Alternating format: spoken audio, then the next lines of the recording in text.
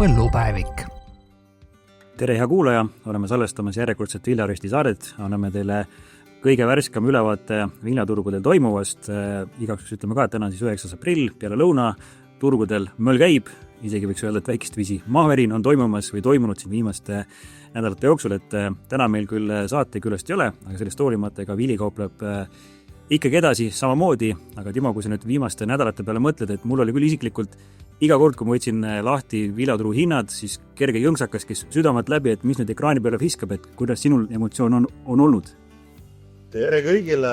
Ma kohe täpsustan ära, et kell on peale lõunat, aga täpselt 14.53. Et tänases maailmas, ma arvan, iga siuke täpsustus on oluline, sest need turud liiguvad ikkagi äärmiselt kiiresti, mõnikord üles, mõnikord alla, mõnikord mingisuguse arusaadava põhjusega, mõnikord mitte. Et ütleme niimoodi, et siuke kauplemise töö ei ole tükk aega nii huvitav olnud, kui ta nagu täna on. Ja seda pinget on siin kindlasti kõvasti juurde olnud, sellepärast, et ka päevasisesed kõikumised on hästi suured ja see õige hind siis välja mõelda, et see on ikkagi paras peavalu. Ja just tahtsin tegelikult siin ka täiendada, et see päevasisene kõikumine, et siin iseenesest päevas sees me käime korraks väga all, siis me taastume ja lõpetame isegi enam samal tasemel, mis me lõpuks avanesime, aga justkui päevaksul polegi midagi toimunud, aga päevas sees on kõigil närvid läbi. Täpselt nii ta on ja tänagi ju, mis ta on siis mingisugune pool tundi natuke rohkem tagasi tuli järgmine uudis, et tariifid, millest me ka täna räägime, et siin sa võid küll seda saadet ette valmistada, aga siis tuleb uudis, et hiinlased panid nüüd 180%, et kuhu see asi välja jõuab, kui vaid teaks, aga äkki see nüüd on. Ja, et kui me nüüd lähemegi selle konkreetselt siis turgude peale juba edasi, et iseenesest kui me viimane kord siin saadet salvestasime märtsi lõpus, siis Nisu futuur detsembri 25, mille baasil me siis seda 25 saaki vaatame, kauples seal 228 peal, täna seal on 225 peal, aga me käisime vahepeal ka ära 221 seal taseme peal juba, et need turud on olnud üsna heitlikud ja kui sa mainid juba tariife, siis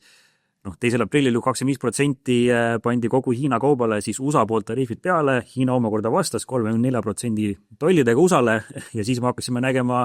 täpselt mida, Timo?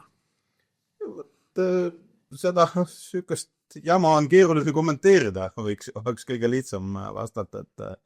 et ega see mäng on, ütlen nii, et minu jaoks piisavalt keeruline, et sellest lõpuni aru saada ja ütlen ausalt, ei tea ka kedagi, kes sellest asjast lõpuni aru saaks ja oskaks selgitada, et mis see lõppeesmärk on. Ja täna küsimus ka see, et kas see eesmärk, mis on võetud selle tegevusega, et kas selle tegevusega need eesmärgid ka saavutatakse. Täna turgudel on seda teadmatust ikkagi hästi palju, nagu just ennem ütlesid, et hinnad käivad meil üles alla päevasiseselt, alustad pluss, siis käid vahepeal pikas miinuses ära ja tuled jälle õhtuks plussi tagasi. See näitab täpselt seda, et turuosalised ei tea, mida parasjagu teha. Rohkem osta, rohkem müüa, varuda omale mingisuguseid varusid, oodata hinna kukkumist, osta siis jääda spoti peale, kellel on siis kes on lõppostjad. Seis on segane. Eks see tekibki lõpus ka küsimus selles, et kui palju tänases hinnas on ikkagi reaalselt tegu konkreetse kultuuri kasvuga üleüldse, et praegu tundub siuke poliitilist tuult ikkagi olevat oluliselt rohkem. Aga kui me võtame seda Hiina-USA sõda, siis Hiina iseenesest ju väga palju USA-ga ikkagi kaupa on ajaloos ju teinud, just eriti põllumajanduskultuuride osas, väga palju soja, ka maisi, aga kui nüüd sõda nii ikkagi kohe ütleks ikkagi kohe hullult käimas, et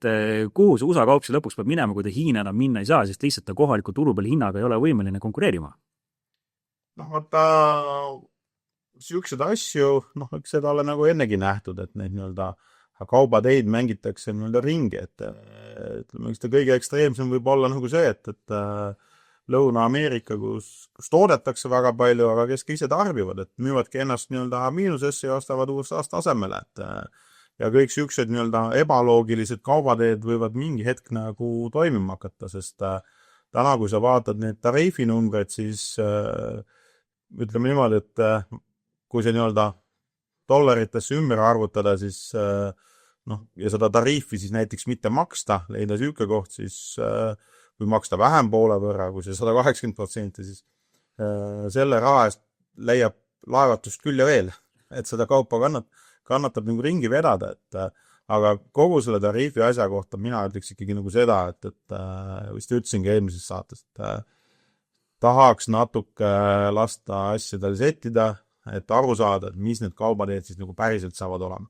Täna muidugi keegi sulle seda võimalust nagu ei anna, et need turud on kogu aeg nagu kauplemises, aga ma nagu päris seda ei tahaks nagu uskuda, et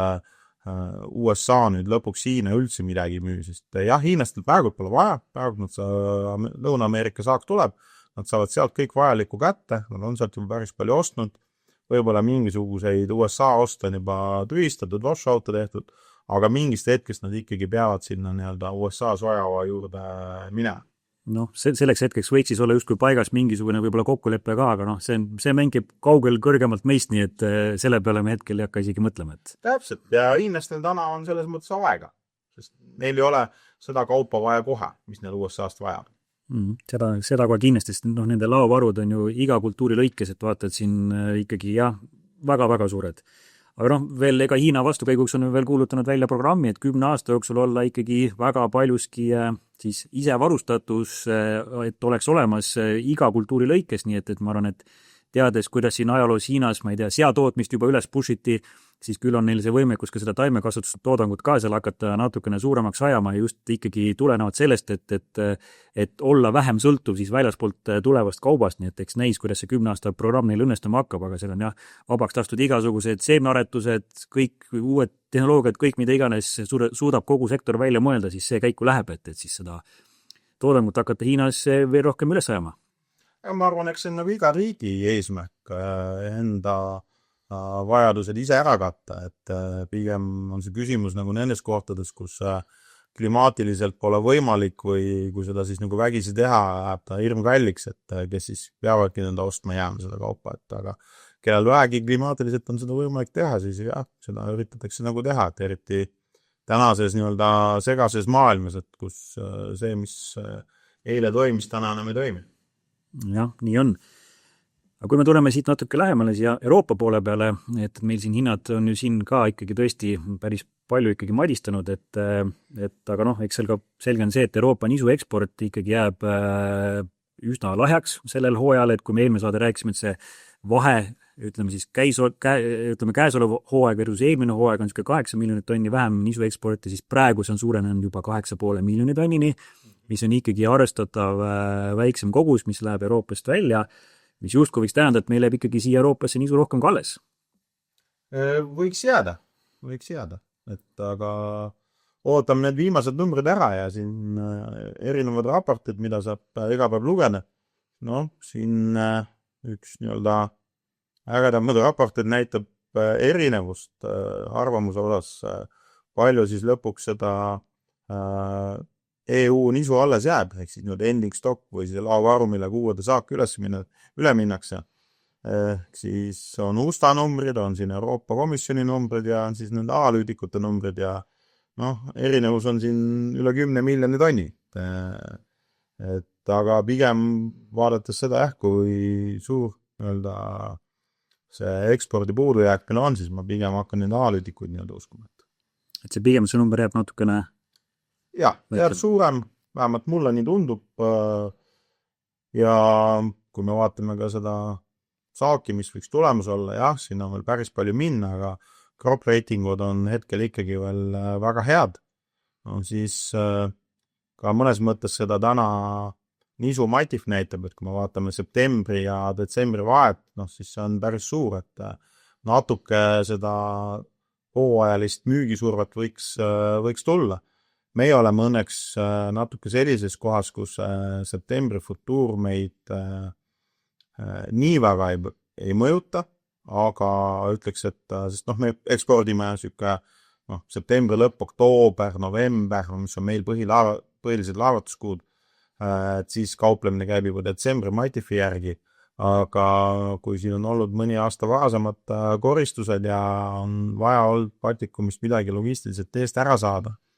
siis eks mõnedki kokkuostjad on võtnud ka selle otsuse vastu, et on selle odavama septembri pealt neid kaupa ära müüdud, et kui sa ikkagi tahad kaupa hooajal eest ära saada ja vastas on sul, kes on juba koristanud ja kaupa palju, siis tuleb see alla nii-öelda vastu võtta. Ja ma praegu isegi vaatan, et see vahe on suisa 7 eurot per tonn, mis on siis detsembri futuur kallim, et siis nagu justkui sügisel seda nii-öelda eeldatavat saagisurvet tundub ikkagi päris korralikult tulevat. Aga ütleme, sina ju jälgid lisaks ju ütleme börsihinnale ka niisugust füüsilise kauba enda hinda ka, et kui sa võtad näiteks täna Musta mere piirkonna või siis mõne muu piirkonna siit lähedalt, et mis tasemete pealt siin üldse sellist füüsilise kauba kauplemist täna võimalik teha on nii vanas saagis ja kui sa saad ka juba vaadata ka uut saaki, kas ka seal ütleme toidunisu, mis meid kõiki põllumehi Eestis väga palju puudutab, eriti niisugune võib-olla 3. kategooria, et kas seal on ka uue saagil juba mingeid indikatsioone ka olemas? Mingid indikatsioonid on ja eks see uue saagi müük tegelikult ka Baltikumist on käima läinud, et kui me vaatame niisugust nii-öelda piirkonniti seda uue saagi hinda, siis võtame 12,5, mis on enam-vähem 3. kategooria meie mõistes. Baltikumis on need hinnad kuskil $260 kandis, Venemaa on seal võib-olla $10 odavam, sakslased mõni dollar kallim kui Baltikum, Balkan, Rumeenia, see kant on siis natuke 260 alla, et ega nad on väga niisuguses sarnases hinnaklassis kõik, et mida nii-öelda müüa saab ja kui me võtame siis selle nii-öelda uue saagi hinnad, siis võtame näiteks selle sama Rumeenia, Balkani kandid, kui siin muidu tahetakse juunis veel 258 saada 12,5 eest, siis uus saak on juba 243 ehk päris palju nii-öelda madalamad, et need on niisugused müüjate hinnad ja dollarites, et tänases maailmas muidugi see eurodesse ringi arvutamine, see on iga päev, vaadates, kuidas see euro dollari kurs muutub, et eks see annab iga päev väga erinevaid nagu tulemusi. Ütleme, kui sa nüüd mõtled seda uue saagi müüki füüsilist kaupa, kuidas siis suhestub täna Mightifis, et just nagu selles kontekstis küsin, et võrreldes näiteks enam-vähem aastaga tagasi ajaga, et kas nagu kaup on nagu võrreldes Mightifiga pigem rohkem hinnas või vähem hinnas?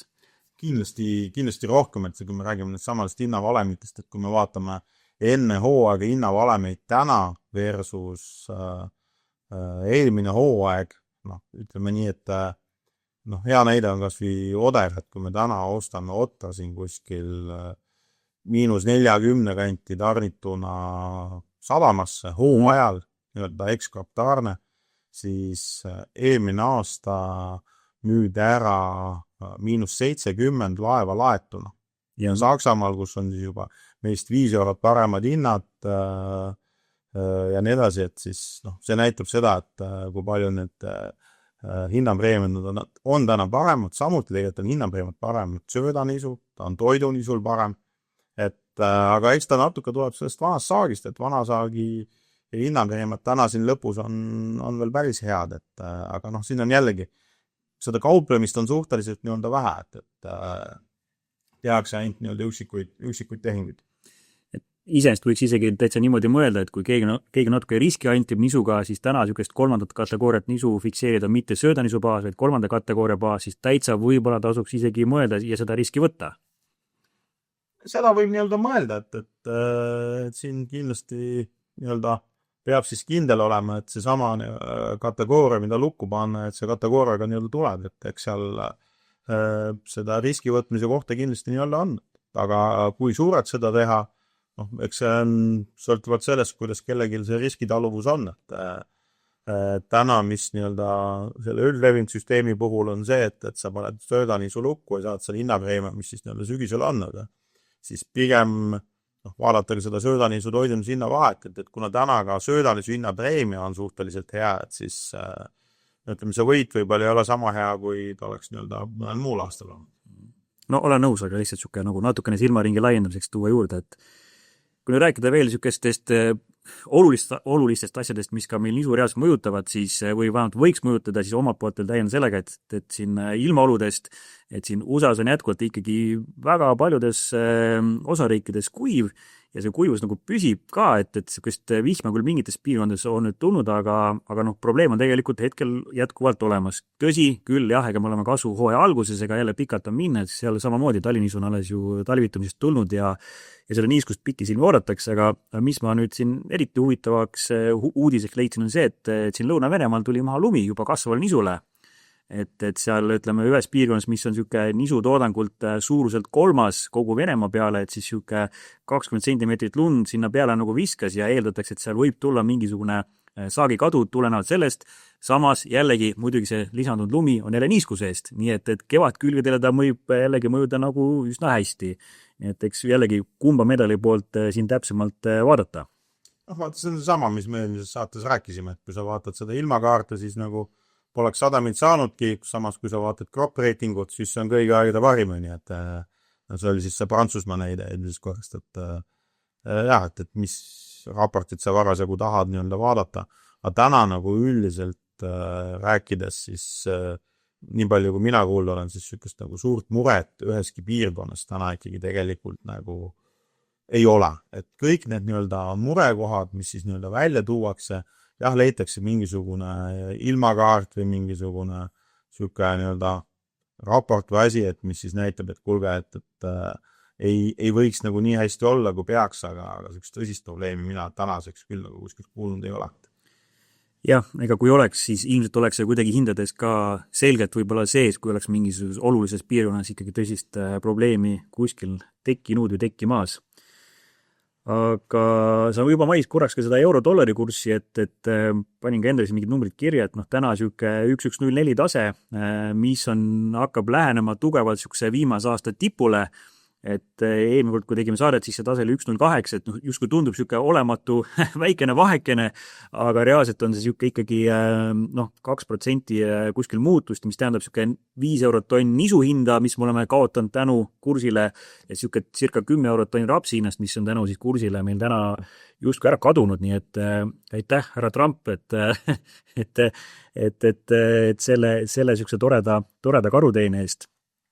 Eks see on kindlasti murekoht, et kõik see nisu, mis tänaseks nii-öelda müümata on, et kui see nii-öelda euro ikkagi väga tugevaks läheb, siis selle tugeva euroga väga kõrget hinda sa ikkagi nagu turu pealt ei püüa, et kuna turg ikkagi dollarites kaupleb. Jah, ja eks siin võib tekkida siuke huvitav olukord, kus ega see tugevnemine võib ju veel jätkuda, sest kui tõesti USA-s nüüd, ma ei tea, tulebki tänu tariifidele inflatsioon, aga samas majandus ju jaheneb, langeb, intressimäärast tuleb hakata langetama, siis see omakorda jälle annab tegelikult ju kütet juurde inflatsioonile, et selline väga huvitav olukord, ütleme siuke makroökonoomiline olukord on tekkimas USA-s, et mis võib tähendada vabalt ikkagi siukest USA dollari nõrgenemist kahjuks. Aga kui nüüd siit minna veel edasi, alati käsitleme oma saates rapsi hinda, siis rapsiga täna küll väga selgelt silma see, et vanasaagi ja uue saagi hinnavahe on jätkuvalt väga-väga suur. Ja meil on aprillikuu, et siin juba kevad otsast käes, et näeme, et varsti põllu pealt uut saaki ka tuleb ja mitte võib-olla isegi väga kehvasti, eks näis. Aga miks see vahe jätkuvalt nii suur on? Nagu ma eelmine kord ütlesin, seal nagu väga suurt kauplemist taustal ei ole, on üksikud kohad, kes on katmata, kellel seda vaja on, mõni, kes ostab lihtsalt Matifit ja võtab selle vastu deliverdust, kes on seal nii-öelda lähedal, aga jah, seal sükust nagu väga suurt nii-öelda mahtu taga ei ole, aga neid kohti täna on, kellel puudu ja kui kellelgi oleks täna kas või siin samas Baltikumis ma ei tea, 4000 rapsilaev pakkuda, siis sellele kindlasti leiaks ostja väga kõrge hinnaga ja kindlasti kõrgemalt näiteks kui see, mida meie täna pakume, sest me ei näe, et me täna saaksime Eestist mingisuguse rapsilaeva kokku, et seda välja teha, et me täna ise oleme Scanola peale kuni uue saagini kaetud ja see, mis me siis nüüd juurde ostame, et me peaks hakkama seda välja viima, sest jällegi, kuna vana saak on nii-öelda kõrgema hinnaga uus saak, siis ega me seda väga uue saagi vastu kanda ei taha. Täna see turg on jah, nagu niipidi läinud ja võrreldes näiteks nisuga on hoopis teine olukord. Raps muidugi on maailma mõistes, Euroopa mõistes väga väike kultuur ja siin need siuksed nii-öelda aeg-ajalt need nii-öelda väga suured hinnaliikumised ühes või teises suunas võivad vabalt tulla. Ja raps on kindlasti ka sellest nii-öelda poliitikast kõige rohkem nii-öelda mõjutatav, kus need nii-öelda on seesama sojaoa kaubatee, mis saab Kanada kanolast ja kõik see pool, kas Austraalia jõuab edaspidi mis mahus Euroopasse või hakkab see hoopis Aasia suunas rohkem sõitma, et siin neid küsimärke ja muutujaid on nagu kõige rohkem ja nagu ka hindade muutumisest näha, täna ju rapsi hind on see, mis muutub kõige rohkem. Jah, ja iga päeva sees ju samamoodi, et see amplituud on rapsi pool võib-olla läinud kuidagi eriti nagu suureks ära, et ja noh, ega ka see, ütleme, pärast ju nende tariifide tekkimist siin ju, kui sa juba mainisid sojad on ju, siis soja kukkus reaalselt ju seal noh, ütleme siuke seal küll 1038 usti on ju per siis kontrakt, aga noh, siit kukkus 974 peale, kui vaadata seda graafiku pealt, siis tundus ikkagi väga suur kukkumine ja ega see raps meil siin ka on käinud ju vahepeal käis siin isegi 468 või seal taseme peal kuskil ära ja siis jälle taastus jälle üles ligi 500-ni läks isegi november 25 futuur ja täna juba kaupleme 470 peale, et siin nagu võita või siis ka kaotada on rapsiga ikkagi päris kohe korralikult, et ja noh, sa ütles ka, et raps on väike kultuur, et siin mis Euroopas on täna siin, ei saa öelda, et nagu hullu murekohaks tekkinud, aga ka Euroopas väga mitmes riigis, kus rapsi kasvatatakse, on ka niisugused öökülmas käinud üle, mis ka meil on olnud, aga meil on täna rapsi kasv lihtsalt veel nagu väga algusjärgus, et meid need väga ei mõjuta, aga eks näis, kui palju siis need külmad, mis on siin Poolas, Saksamaal ja ka Ungaris vist siin üle käinud, et kui palju need siis lõpuks nagu ka saagikust võivad mõjutada. No, nii palju kui mina kuulnud olen siin lähinaabritelt, siis rapsi kohta võib-olla 1-2% keegi ütleb, et on midagi pihta saanud, aga suures plaanis on olukord hästi, aga kui sa selle sojaubade kukkumise ära mainisid, mis meil eelmine kord juhtus, siis vaata, täna tuli ka see tariifi muutus, et täna me oleme ainult nii-öelda $5 alla tulnud, et 1010 pealt 1005 peale, vahepeal käisime küll alla 1000 ka ära, aga eks siin läheb nüüd natuke 1:15 aega, kui jänkid tööle tulevad, et siis hakkab seal see põhiline kauplemine pihta. Et eks siin ütleme, lähipäevad saavad olema küll väga-väga huvitavad, et kui kellelgi ikkagi seal väga-väga tundub, et asi hakkab käest ära minema, siis tehke need mingid fiksid ära riski hajutamist, kui teil täna ühtegi uue saagi fiksi ei ole ja saate võib-olla natukene rahulikumalt magada. Ütleme nii, et rapsi hinnas pluss 100 ja miinus 100 eurot, et mõlemad variandid on väga võimalikud. Jah, nii on. Aga rapsi puhul ka, kui nüüd tulla siin konkreetsemalt juba Eesti peale, siis jätkuvalt see -10 tonn, sadama hind maksimaalselt on see hinnaalandus -10 tonn, mis on teie jaoks siis põllumajaks hind kodus, et meil on nüüd fikse siin nüüd visanud ka, täitsa hoolega. See on väga hästi käima läinud. Nii et Lõuna-Eesti põllumehed, kes veel sellest pole saanud osa, siis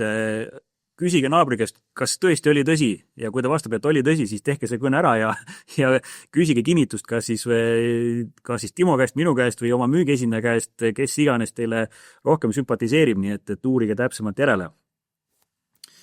Aga kui nüüd Eestist veel rääkida, siis iseenesest ju siin põllumeestel osal küll käivad, osadel hakkavad, aga kindlasti hakkab ka sellist varutud seemet latt üle jääma. On see hernes, on see uba, on see oder, on see kaer, et mille vastu täna veel sellist aktiivset huvi on, mis oleks nagu vanas saagis nagu rohkem hinnas kui uues saagis, et mida oleks mõistlik nii-öelda kiirustada ära müüma? Vaata, see on nagu siuke natuke konksuga küsimus, et mingid asju, seesama rapsi näide, et mõne asja võib-olla isegi leiaks, et mis oleks vanas saagis rohkem hinnas kui uues saagis, aga küsimus on jälle nendes nii-öelda kogustes, et kas sa saad seda nii-öelda laeva kokku, et täna me oleme ise suutnud kõik ikkagi suhteliselt nii-öelda tühjaks müüa ennast ja täna, kui me hakkame millegi korjama, me hakkame ikkagi uut laeva tegema, nii et täna pigem me nagu arvame seda, et meil siin turu peal küll kaupa on, aga pigem see tuleb kõik ikkagi uude saaki kanda. Tegelikult ega seda täna on ka nii-öelda hindades näha ja pigem olemegi juba alustanud uues saagis laevade müügiga, et oleme seal juba esimesed lepingud nii-öelda ära teinud ja esimesed laevad nii-öelda valmis, et paadunud optimistina näen, et tuleb suur saak ja tuleb hakata varakult nii-öelda laevu müüma.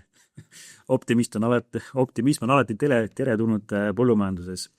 Ehk siis praegu võib rahulikult külvid ära teha, ei pea ruttama, et kuskil oleks ennast juba nüüd järsku kellelgi puudu, et sellepärast väga muretsema ei pea. vaata ei oska kõikide konkurentide kohta täpselt öelda, aga meil küll on täna see, et mis paar laeva veel väikest, mis on tulemas, et siis nende jaoks on kaup juba sadamas olemas. Ja kui me külvidest juba rääkisime, ega siin iseenesest ega seda külvistruktuuri, eks me näeme, milliseks ta täpselt kujuneb, aga eelmine aasta näitas ära, et väga palju külvati kaera, et kuidas sina täna uut kaeraturgu näed 25 aastal, kas ta võiks olla sama terav, atraktiivne, kui ta oli 24 aastal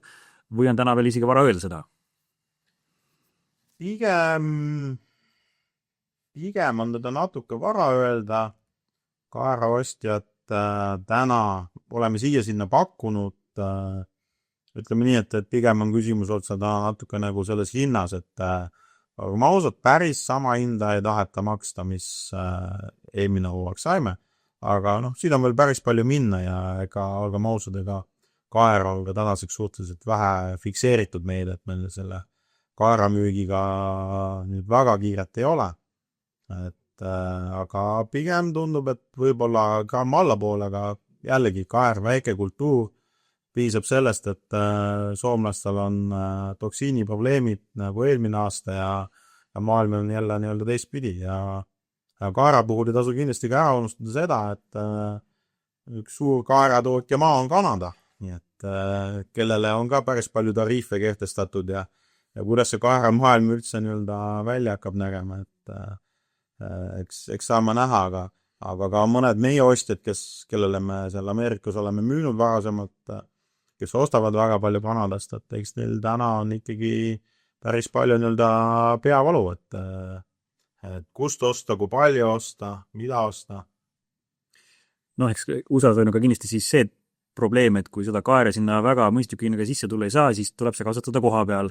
Aga kuna ikkagi USA põllumehed on tugevalt seal soja ja maisi usku, siis muidugi, eks ma kujutan ette, ega see vajadus võib-olla pole nii suur ka, aga siis kuidagi need kaera aakrid ja hektarid tuleb siis sinna tekitada, et need ka seal kasvatatakse, et muidu oled ikkagi sõltuv jällegi impordist. Ja eks päeva lõpuks hind paneb nagu kõik paika, et kui see hind, ma arvan, põllumehe jaoks piisavalt atraktiivne on selle Ameerika põllumehe jaoks, siis küll ta seda kaera ka kasvatab. No nii on jah, sest see, ütleme, arutamine, mis on kasumlik, on seal muidugi jah, väga igatepidi tugevalt levinud. Aga kaerast muidugi, mis on väga oluline ikkagi tähele panna, et kui te kaeraga säästud külvate ja täna mõtlete, et kuhu seda kaera siis lukku panna igaks juhuks, et kuna tegu on ikkagi väike kultuuriga ja kunagi ei tea, mis hind seal täpselt teeb, siis neid kvaliteeditingimusi ka ikkagi head tootjad väga selgelt jälgige, et üks asi on hind, mille baasil ta on, kus kohast on, aga teine asi on ka ikkagi see, et mis kauba eest teile täpselt siis makstakse. Et väga hea näide on peentera, mis meil väga ei olegi kuidagi siuke faktor, mida me väga vaatame, aga me teame siin turu peal ikkagi kokkuostjad, kes panevad üle 7% peenterast, panevad teile prügi hulka ja arutatakse siis koormakaalust maha. Et kui see panna kõik ikkagi maitasse ja teha see üks ühel ära, me muidugi kunagi tee ette, ega keegi teadlikult ei tooda ju peentera, aga jumal teab, seal võib olla halba prooviõnne, mida iganes veel, nii et kvaliteeditingimusi väga selgelt ikkagi jälgige ja saage aru, mida te kuhu fikseerite. Vaata, eks ole meie siuke nagu soov olnud ka muude kultuuridega see aasta, et me oleme neid kvaliteeditingimusi ikkagi üldustanud sellel samal nisul, et see on maukaal muutus natuke madalamaks, samas hakkame kleepvalku vaatama, et see hinnavõrdlemine alati, see on siuke lihtne tegevus, et vaatad numbrid ära ja kui on kohene tarne, kohe raha, siis on hea üks ühele võrrelda, aga kui on hilisem tarne, hilisem raha, siis on need võrdlemised natukene keerulisemad, aga võib-olla see kvaliteeditingimusta võrdlemine sinna juurde veel panna, et see ajab asja natuke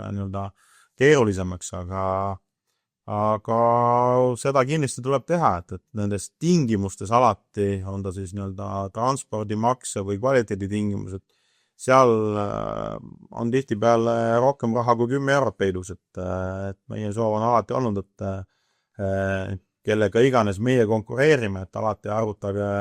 kõik hinnad, mis pakutakse täpselt samadele alustele ja tehke siis see võrdlus. Ja, et mõistlik on ennem aru saada, kui hiljem hakata vaidlema, et on asjata närvikulu. aga mis siin laiast majast veel, mis ma tahtsin ise tuua välja, et gaasihind on tugevalt langenud, toornafta muidugi veel rohkem, et täna vaadates toornaftat, siis me kaupleme juba ikkagi siin, ma ei tea, päris mitmeaastastes tagustes hindades hetkel justkui tundub nii.